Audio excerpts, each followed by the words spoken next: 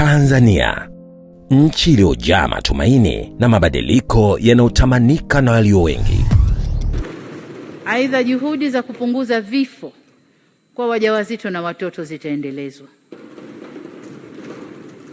Mheshimiwa Wabunge, huu ni mradi wangu wa moyoni kabisa.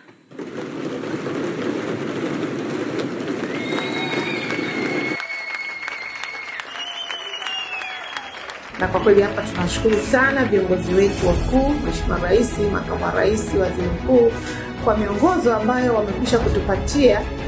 Ni ndani ya miaka 4, utekelezaji wa sera na mipango unaonyesha kujiandaa. Miundombinu ya viwango imejengwa na huduma zimeimarika.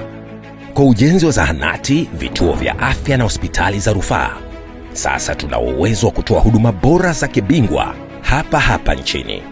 Huduma za afya ngazi ya msingi zimeimarika. Ubunifu wa kisekta na mpango wa M-Mama ukileta mapinduzi makubwa na kuokoa maisha ya mama na mtoto. Ni serikali inayojali na kutoa kipaumbele kwa magonjwa yasiyoambukiza, afya ya mama na mtoto na matumizi bora ya rasilimali.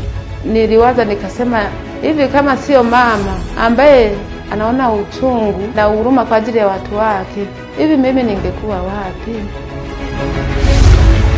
Huu ni mwanzo mpya wa safari kuelekea anga la mafanikio ya mfano. Jiunge nasi tunapoelekea wiki ya afya ya kitaifa, Aprili 3 hadi 8, 2025, kutokea jiji la Dodoma. Wiki ya afya kitaifa 2025. Tulipotoka, tulipo na tunapoelekea, tunajenga taifa imara lenye afya. Ujumbe huu umeletwa kwako na Wizara ya Afya.